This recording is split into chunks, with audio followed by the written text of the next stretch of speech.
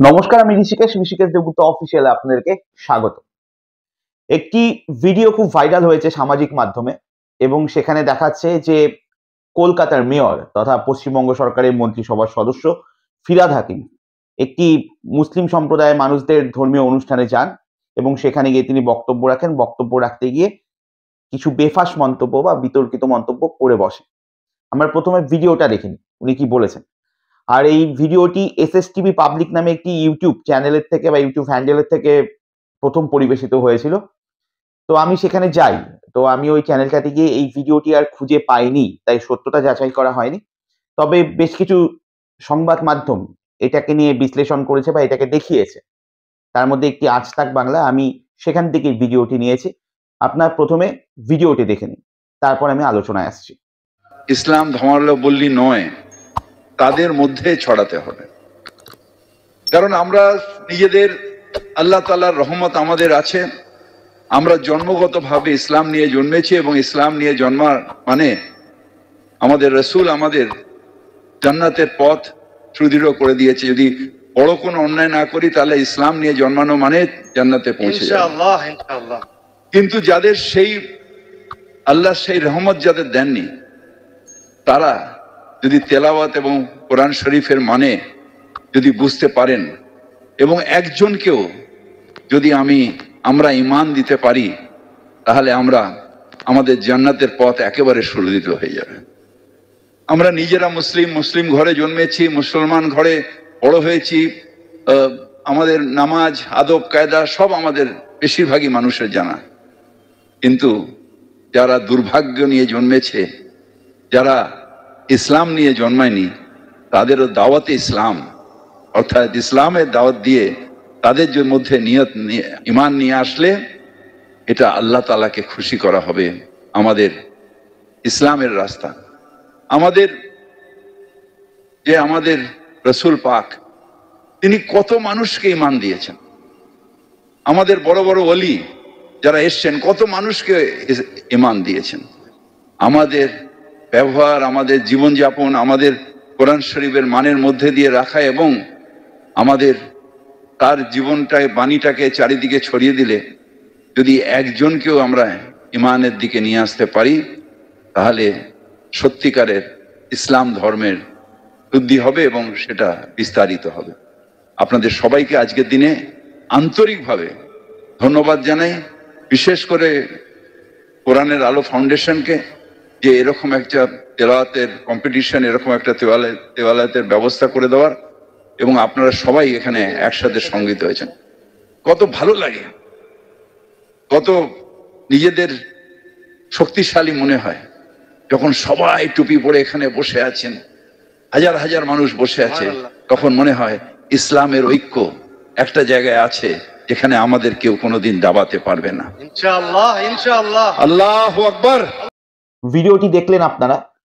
আমার এই ভিডিওতে যেখানে যেখানে মনে হয়েছে যে হাই পয়েন্টস যেগুলোকে নিয়ে ফিরহাদ হাকিম বা ববি হাকিম কথা বলেছেন, তার মধ্যে একটি হচ্ছে যারা ইসলাম সম্প্রদায়ভুক্ত বা মুসলিম সম্প্রদায় থেকে আসেন বা ইসলাম ধর্মাবলম্বী, তাদের কাছে স্বর্গে যাওয়াটা হচ্ছে অটোমেটিক চয়েস, জন্মগতভাবেই তারা এটা অর্জিত তাদের কাছে। যদি খুব বেশি পাপ বা অন্যায় না করে বসে তাহলে সেটা কেউ আটকাতে পারে না। আমার মনে হয় ফিরহাদ হাকিম সব থেকে বড় অন্যায় এখানেই করে বসেছেন, যে এই মন্তব্যটি করে যে যারা ইসলাম সম্প্রদায়ভুক্ত নয় বা মুসলিম সম্প্রদায়ভুক্ত নয় বা ইসলাম ধর্মাবলম্বী নয় বা সেই ঘরের থেকে যারা আসে না অন্য সম্প্রদায়ভুক্ত, তারা হতভাগা বা তারা দুর্ভাগা, তাদের দুর্ভাগ্য। আমি যতদূর জানি বা যতটুকু পড়তে পেরেছি তাতে কোরআন শরীফে কোথাও এরকম কোনো লাইন লেখা নেই যে যারা অন্য সম্প্রদায়ভুক্ত তারা দুর্ভাগা বা হতভাগ্য। তাদের এরকম কোথাও লেখা নেই। উল্টে এরকম লেখা রয়েছে যে কর্মফল অনুযায়ী কেউ শাস্তি পাবে, কেউ পুরস্কৃত হবে। তবে উপরওয়ালা কখনো কারোর প্রতি অবিচার করবে না, এরকম লেখা রয়েছে। তবে ওরকম কোথাও লেখা নেই। তাই সব থেকে বড় জান্নাতে বা ওই স্বর্গে যাওয়ার যে বাধাটা, সেটা তিনি নিজেরটা নিজেই তৈরি করেছেন। এক। দ্বিতীয়ত, যেই সমস্যাগুলো দেখা যেতে পারে সেটা হচ্ছে তিনি বলেছেন যে যেই অনুষ্ঠানটি হচ্ছিল সেটা আরো ভালো মতো করতে এবং সেটাকে যেই ভাষাতে হয় সেটাকে বাংলাতে যদি মানুষকে বুঝিয়ে দেওয়া যায় বা ইসলাম ধর্মাবলম্বী বা ধর্মান্তকরণ যদি করা যায় তাহলে আরো ভালো হয়। এই বিষয়টিও ঠিক নয়। কিন্তু সমস্যা যেটা উনি তো ওনার মতো করে বলেছেন। একজন তার সম্প্রদায়ে শ্রীবৃদ্ধি চাইবেন, সমৃদ্ধি চাইবেন, এতে অন্যায়ের কোনো কিছু নেই। কিন্তু আরেকটি সম্প্রদায়ের ক্ষতি চেয়ে বা তাকে ছোট করে তিনি চাইবেন, সমস্যাটা এখানে। দেখুন আমার কাছে ধর্মের সংজ্ঞা যা রয়েছে তাতে প্রত্যেকটা ধর্মের বিষয়বস্তু একই এবং সেখানে কাউকে ছোট করা বা হিংসা বা হানাহানির কোনো জায়গা নেই। সেটা যেকোনো ধর্মই হতে পারে, ধর্ম একটাই। সেটাকে পাওয়ার পন্থা বিভিন্ন হতে পারে। তার মধ্যে একটা ইসলাম হতে পারে, একটা হিন্দু হতে পারে, একটা বৌদ্ধ হতে পারে, এরকম হতে পারে। কিন্তু বিষয়টি একই। আমার কাছে অন্তত তাই মনে হয়। তাই ধর্মের সংজ্ঞাটা ভীষণভাবে নির্দিষ্ট, সম্প্রদায়গতভাবে পন্থাটা আলাদা হতে পারে। তো সেখান থেকেও তিনি ভুলই বলেছেন। কিন্তু ফিরহাদ হাকিম যখন এই মন্তব্যটা করেন সেখানে গিয়ে কোথায় সমস্যাটা বেশি দানা বাঁধে, আপনি সোশ্যাল মিডিয়াতে যদি স্ক্রল করতে থাকেন কোনো না কোনো সময় আপনার বাংলাদেশ বা বিভিন্ন জায়গায় এরকম কোনো ভিডিও পেয়ে যাবেন যেখানে এরকম কিছু বলা হচ্ছে বা আরেকটি সম্প্রদায়কে ছোট করা হচ্ছে। কিন্তু সেগুলো বা একজন সাধারণ মানুষ বলছে তার থেকেও বেশি যখন ফিরহাদ হাকিম, যিনি একজন কলকাতার মেয়র, একাধারে পশ্চিমবঙ্গের মন্ত্রিসভার সদস্য, তিনি যখন এইসব বিষয়ে মন্তব্য করে বসেন বা আলটপকা কথা বলে বসেন, তখন এটার অভিঘাত অনেক বেশি হয়ে যায়। বিশেষ করে এই পরিস্থিতিতে যেখানে হিন্দু মুসলিমের তীব্র মেরুকরণের একটা প্রয়াস অনবরত চলছে আমাদের সমাজের মধ্যে। আর ফিরহাদ হাকিম বিতর্কিত মন্তব্য এই ধর্ম সম্প্রদায় নিয়ে নতুন নয়। এর আগেও তিনি বৌদ্ধ ধর্মাবলম্বীদের কোনো একটি অনুষ্ঠানে গিয়েছিলেন এখানে এবং সেখানেও গিয়ে তিনি বিতর্কিত মন্তব্য করেছিলেন। তিনি বলছেন হিন্দুত্ববাদীদের মধ্যেও হিংসা চলছে, ইসলামিকবাদীদের মধ্যেও হিংসা রয়েছে। তো পৃথিবীকে যদি কেউ বাঁচাতে পারে, মানুষের যদি কেউ কল্যাণ করতে পারে তাহলে একমাত্র বৌদ্ধ ধর্মাবলম্বীরা বা বৌদ্ধ ধর্ম।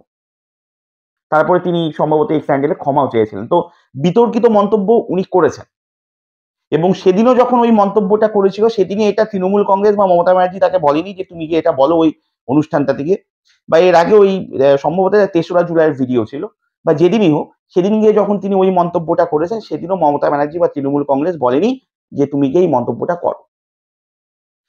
দিনের শেষে গিয়ে রাজনীতিবিদ এটা হতে পারে যে সবসময় ভোট নিয়েই ভাবেন, মানুষকে কাছে টানার বা মানুষের বেশি কাছের হওয়ার, আমি তোমাদেরই লোক, এটা বোঝানোর জন্য এরকম আলটপকা মন্তব্য করে বসে। এর জন্য যারা বৌদ্ধ ধর্মাবলম্বী তাদের অনুষ্ঠানে গিয়েও তিনি এরকম বলেছিলেন, বেফাস মন্তব্য করেছেন এবং এখানেও তিনি করেছেন বেশি কাছাকাছি বা আমি তোমাদের কাছের, এটা বোঝাতে গিয়ে। এতে সমস্যা কি হয়েছে? সুকান্ত মজুমদার তার এক্স হ্যান্ডেলে এই ভিডিওটি পোস্ট করেছে। পোস্ট করে তার মতো করে সে এটা বলেছে যে বিভাজনের রাজনীতি করছে ফিরহাদ হাকিম, এবং না বলার মতো কিছু বলেননি, উনি করেওছেন এটা, যদি সেভাবেই ধরা হয়। অমিত মালব্য, বিজেপির আইটি সেলের যিনি হেড রয়েছেন, সেও এটা নিয়ে বলেছে যে তুষ্টিকরণের রাজনীতি করছে তৃণমূল। সমস্যাটা যেটা হলো, ফিরহাদ হাকিম তার ব্যক্তিগত মন্তব্য একটি করলো কিন্তু সেটা তৃণমূলের ঘাড়ে চেপে গেল। আর এর জন্য আমার মনে হয় পশ্চিমবঙ্গের মুখ্যমন্ত্রী তথা মমতা ব্যানার্জি, তৃণমূল কংগ্রেস সুপ্রিমো, তাকে বিষয়টিতে হস্তক্ষেপ করা উচিত এবং বলা উচিত যে ফিরহাদ হাকিমের মুখ দিয়েই যে এটা ভুল হয়ে গেছে। কারণ যেই পরিবেশ বা যেই পরিস্থিতি এখন চারিদিকে রয়েছে, সাম্প্রদায়িকতার যে আগুন ধিক ধিক ধিক ধিক করে জ্বলছে, এটা এক প্রকার তাকেই আরো উৎসাহিত করা, আরো দাউ দাউ করে জ্বালার জন্য সহযোগিতা করা বা সহায়তা করা। সেই জায়গাটা থেকে এটাকে বন্ধ করে দেওয়া উচিত। নাহলে এটা নিয়ে বিভিন্ন ধরনের মন্তব্য হবে এবং সেটা থেকে দাঙ্গার একটা পরিবেশ বা পরিস্থিতি সৃষ্টি হতে পারে। ফিরহাদ হাকিম তার সম্প্রদায়ের কোনো একটি অনুষ্ঠানে গিয়ে এটা বলেই খালাস, সে বলে দিয়েছে। কিন্তু কোনো কারণে কোনো গ্রামের বা কোনো শহরের কোনো রাস্তার চায়ের দোকানে এই বিষয়টি নিয়েই যখন সোশ্যাল মিডিয়া দেখতে দেখতে, চা খেতে খেতে পাশাপাশি দেখা গেল দুই সম্প্রদায়ের মানুষ বসে আছে, একজন হুট করে একটি গালমন্দ করে বসলো যে এরকম কেন বলছে, ফালতু লোক একটা, বা কিছু একটা বলে দিল, বা অমুক দলটা তো এর জন্যই এদেরকে রাখা উচিত না পশ্চিমবঙ্গে, এসব যদি বলে দেয়, এবার পাশের মানুষটাকে যদি তখন গিয়ে তার গায়ে লাগে, সেখান থেকে ওই চায়ের কাপ থেকে যে আগুনটা বা ঝড়টা উঠবে সেটা থামানো তখন মুশকিল হয়ে যাবে, অন্তত এই পরিবেশ পরিস্থিতিতে। তাই পশ্চিমবঙ্গ সরকার বা মমতা ব্যানার্জির উচিত এই বিষয়টি নিয়ে বা এই বিষয়টিতে হস্তক্ষেপ করা। আর এর বাইরে আমার মনে হয় না এটা নিয়ে খুব বেশি বাড়াবাড়ি করে বেশি কিছু বলা উচিত যে ঠিক আছে তৃণমূলের এটা বিরাট ভুল হয়ে গেছে, এর জন্য বিজেপি রাস্তায় নেমে গেছে, বিজেপি আন্দোলন করছে, অমুক তমুক।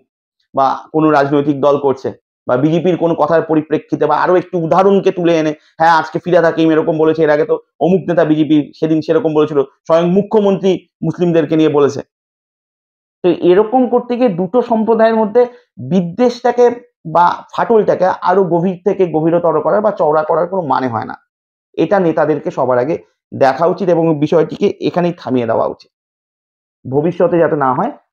এবং পরবর্তীতে ফিরহাদ হাকিম এই নিয়ে দুবার হয়ে গেল, আর যাতে এসব না করেন সেটা নিয়ে সজাগ থাকা উচিত। দেখুন, ধর্ম নিয়ে বক্তব্য রাখতে গেলে বা সম্প্রদায়ভুক্ত জায়গা থেকে বা সম্প্রদায়গত জায়গা থেকে যখন আপনি ভাষণ দেবেন না, তার জন্য প্রচুর পড়াশোনার দরকার হয়। এবং তার থেকেও বড় বিষয়, আমি যেটা নিয়ে বলছি বা যার বিষয় বলছি, যেই সম্পর্কে বলছি, সেটার মর্মার্থ কি রয়েছে, অন্তর্নিহিত অর্থ কি রয়েছে, সেগুলো জানাটা খুব জরুরি। তারপর আমি আমার মতো করে বুঝিয়ে বলি, মর্মার্থ বুঝে গেলে তারপর আমি আমার মতো করে সেটার সারাংশ সবার সামনে স্থাপিত করতে পারবো। কিন্তু সেটাই বুঝলাম না, তারপর গিয়ে আর একটা বেফাস মন্তব্য করে বসলাম, এটার কোনো মানে হয় না। তাই আমার হিসাবে যেটা বলা হয়েছে সেটাকে ওখানে থামিয়ে দিয়ে পরবর্তীতে যাতে না হয় সেটাই দেখা উচিত। এটা নিয়ে এর থেকে বাড়াবাড়ি রাজনীতি করতে গেলে হয়তো রাজনীতিবিদদের বা কোনো কোনো দলের সামগ্রিক কিছু অংশ লাভ হতে পারে, কিন্তু সমগ্র মানব জাতির বা পশ্চিমবঙ্গবাসীর খুব একটা বেশি আগাবে না, বরং ক্ষতি হয়ে যাবে। আপনাদের কি মতামত অবশ্যই জানাবেন। নমস্কার, ভালো থাকবেন।